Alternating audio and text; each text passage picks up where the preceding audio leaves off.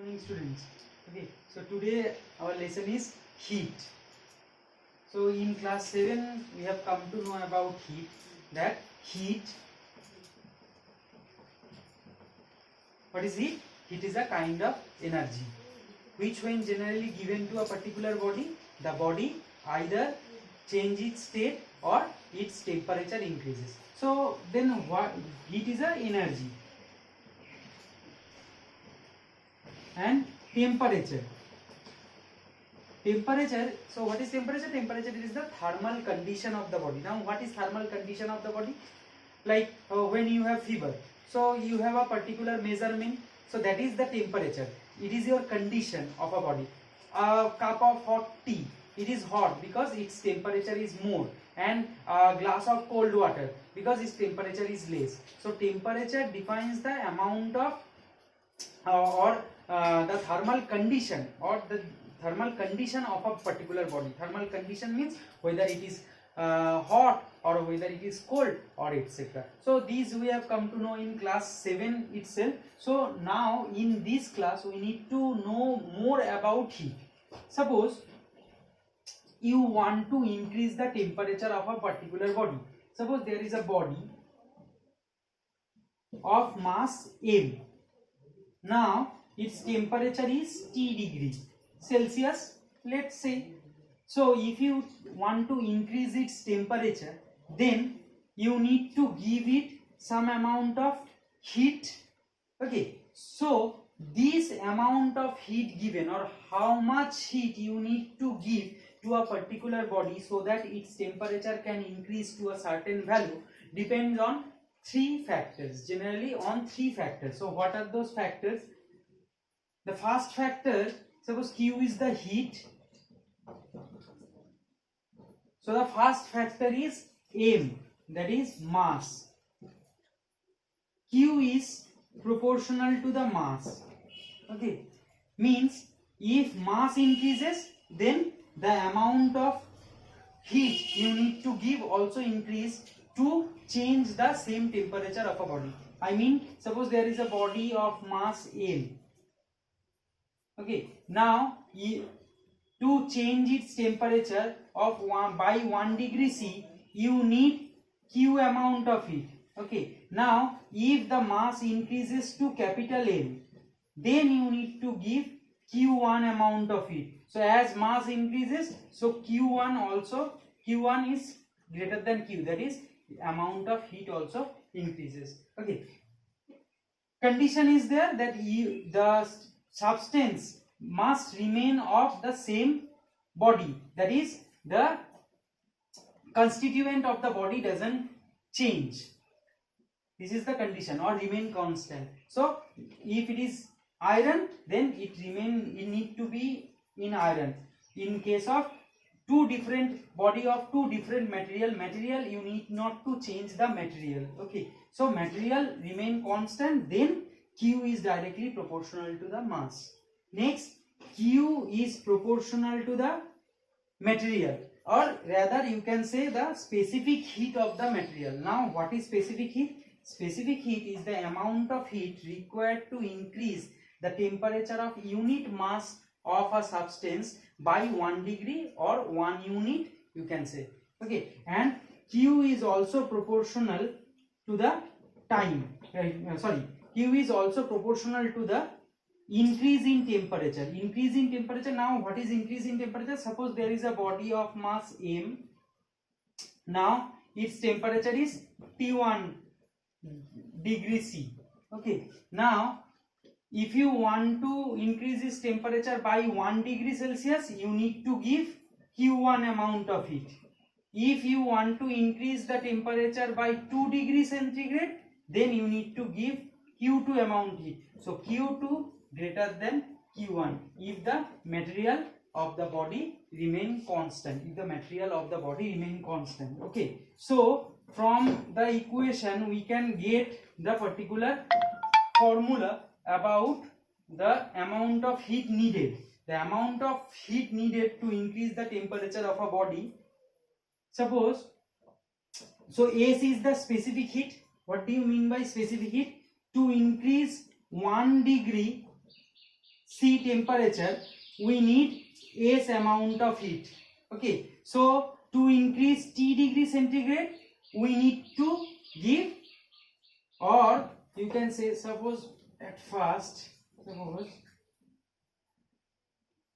S heat is required to increase 1 unit mass of a substance by 1 degree Celsius. Okay, so to increase m unit mass, for m unit mass you need ms amount of heat to increase the temperature by 1 degree centigrade. Okay, now to increase the temperature by T degree centigrade for m mass, ms into T. Okay, so for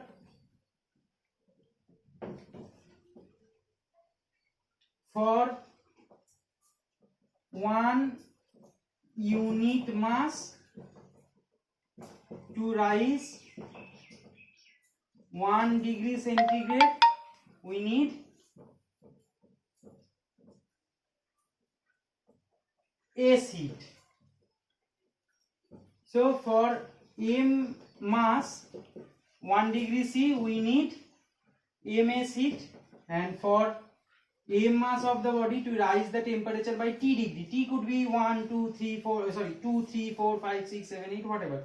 So we need ms T amount of heat. So Q is equals to ms T. And what is the unit of heat? Heat is a kind of energy. So its unit is, SI unit is joule and CGS unit is calorie. Okay.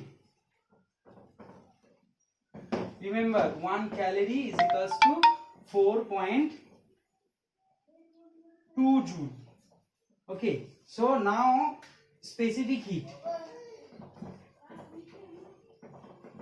Specific heat is the amount of heat required to increase the temperature of unit mass of a substance by 1 unit is known as specific heat of the substance. So for what is the SI unit? The amount of heat, joule, kg to the power -1, Kelvin to the power -1, or calorie per gram per degree C. Okay, for 1 degree, for 1 gram, for 1 kg by 1 Kelvin. Remember, if someone writes Celsius here, he or she is also right. Why? Because 1 degree change in Celsius is 1 degree change in Kelvin. Okay, remember 1 degree Celsius is equals to 1 plus 273 Kelvin. So if we increase it by 1 degree, so 2 degree Celsius will equal to 2 plus 273 degree. So what is the change here? 1 is change, and here also change is 1.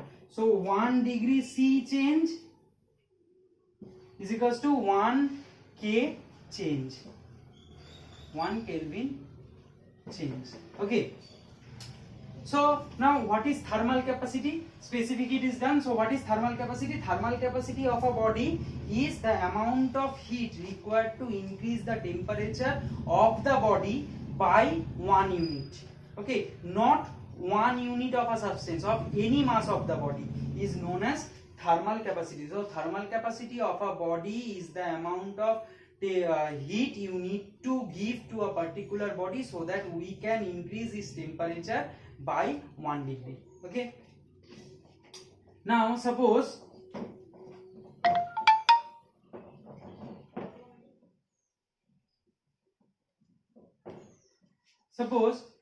specific heat of copper is 0.09 CGS unit. CGS unit means calorie per gram per degree C. Okay, what does it mean? It means that to increase the temperature of 1 gram of copper by 1 degree C, we need 0.09 calorie of heat, or 0.09 calorie of heat is required to change the temperature of 1 gram of copper by 1 degree C, or to increase its temperature by 1 degree C. Okay.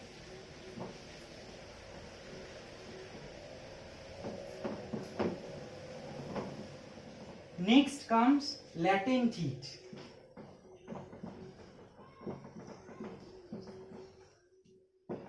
What is latent heat? Latent heat is the heat which, when given to a particular body, its state changes but its temperature remain constant. So when you give the heat to the particular substance, its state changes. State changes means, suppose it is solid, then after giving that amount of latent heat, its state changes to liquid. Okay, but its temperature remain constant is known as latent heat. So what is specific latent heat? Specific latent heat of a substance is the amount of heat given to a particular body so that 1 gram or 1 unit of that body changes its state without changing its temperature. Okay, so latent heat of melting of ice is 80 calorie per gram. What do you mean by this?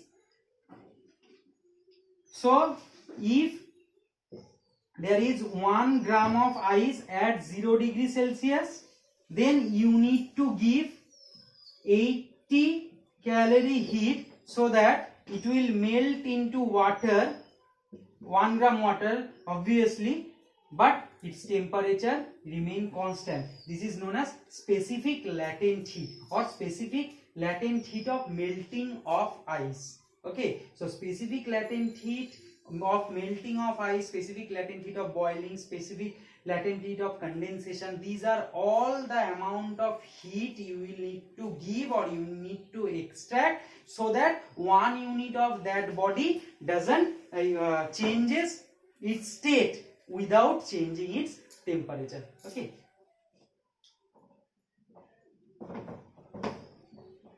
Next we know na what is melting, what is boiling, what is vaporization. Melting, what do you mean by melting? Solid state to liquid state. How? By giving temperature. When we give temperature, but suppose liquid to solid, we need to minus sign mean we need to take away heat from the liquid so that it freezes to solid. Okay. Next, boiling. Boiling is a process when a liquid starts evaporating by heating, is known as the boiling process. Okay, there is a point, boiling point. What do you mean by boiling point? Boiling point of a particular liquid is the temperature at which liquid starts boiling, and as long as the whole substance doesn't boil up, the temperature remain constant. That is known as the boiling point of that liquid. Like boiling point of pure water is 100 degree Celsius. Okay, now there is a particular suppose in case of melting, it depends on, melting depends on the ambient pressure, or melting depends on the pressure. Okay, how will you find that? Suppose you there is a block of ice and you put a wire like this over the ice block and tie a weight here. Okay, so the weight will move, try to move it in this direction because due to the earth gravitation.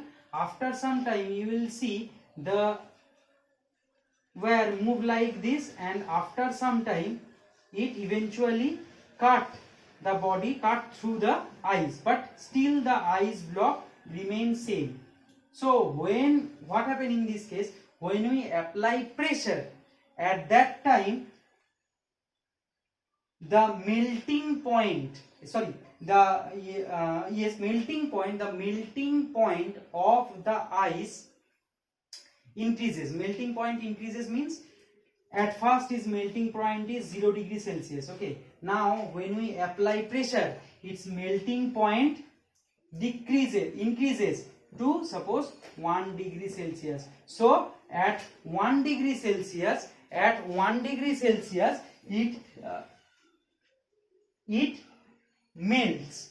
Okay, so after withdrawing the pressure, what will happen? After withdrawing the pressure, the melting the body again regain, or from the liquid it again becomes solid. This process is known as resiliation. This process is known as resiliation. Okay, now there is also vaporization. What is the vaporization and what is boiling? Okay, so boiling is a process, okay, and vaporization is also a process. But in case of boiling, when a liquid starts to boil, then you need to give a certain amount of heat, okay, so that, and its temperature is constant at the boiling point. But in case of vaporization, and whenever, as long as you doesn't reach to this temperature, boiling doesn't occur.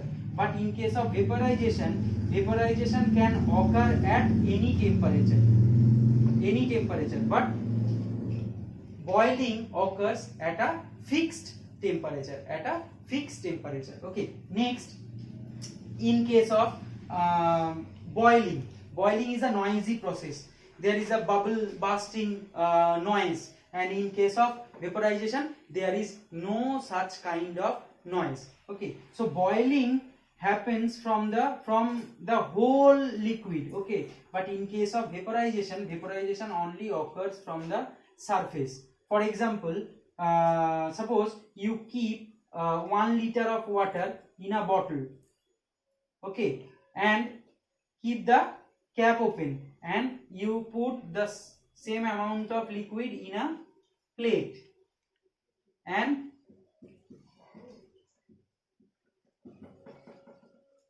put them under sun, or keep it in your room. Then after 3 days you will observe that the amount of liquid which decreased in this bottle will be much less than that of this plate, because this plate is having wider area, so its open surface, or its surface area contact with the air is more. So that's why in case of this, vaporization will be more. Okay, vaporization also depends on the amount of air passing through it. So more the amount of air, more will be the vaporization. But in case of boiling, this is not. So there are the few differences between boiling and vaporization. Okay, I am giving you an example where boiling depends on the pressure. Okay, so this is actually the principle of a pressure cooker.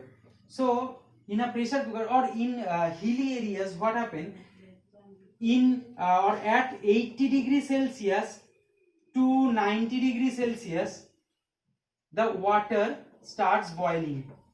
But in normal case, pressure in our region, it is 100 degrees Celsius. So though the liquid starts boiling, but the thing which we want to boil, suppose meat or potatoes or whatever is there in the pot, it will not boil that easily. Or why? Because the temperature is not much, temperature is 80 degree. But in our case, boiling means 100 degree, because we are here and our atmospheric pressure is normal atmospheric pressure. Okay, so in that case we need to use pressure cooker. So what is the principle of pressure cooker? In a particular pressure cooker, suppose this is a pressure cooker. Okay, suppose this is a pressure cooker. Now if you give heat to it, what will happen? At first some amount of water which is here starts vaporizing, and as soon as starts vaporizing, it will increase the pressure inside it. Okay, so the pressure starts increase. So at first it's boil at 100 degrees Celsius. Okay, and due to the vapor its pressure increases, and after a certain period of time the boiling stops. Now due to the heat again its temperature increases, and its temperature increases, so the boiling now doesn't occur at 100 degrees Celsius. Now due to the increase in pressure its boiling point increases to 120, or it increases to 120 degrees Celsius. Okay, so due to that the temperature inside a pressure cooker is more. So as the temperature inside a pressure cooker is more, due to the pressure its boiling point increases. So in a pressure cooker all the cooking process or we can do the cooking process faster. Okay, another few effects in case of melting of ice. Suppose there is a lump of ice, okay, or cube of ice. Now if we mix some amount of salt here, then we can see due to the presence of impurity this will not melt that easily. In case of fish market, if you have ever tried the ice from a fish market, you will find that it is salty. Okay, or in case of freezing mixture, what we need to do, we need to put suppose 3 kg, 3:1 ratio, 3 kg of ice and 1 kg of NaCl, that is normal salt. Now if you mix these two, then it will not, the ice will not melt easily at its temperature decreases to near about minus 22 to 22 degrees Celsius or so, or more than that, or less than that. Okay, so this is known as freezing mixture. So there are few things on which this melting, this boiling, this condensation, okay, these all depends. So generally pressure, generally the presence of impurity, these are the thing on which these things depend. Okay, so in today's lesson we have come to know about lots of things. So try to learn your own by your own. Okay, try to read the book carefully, go through line wise and line by line, and you can, if you face any doubt, then you can ask me. Thank you.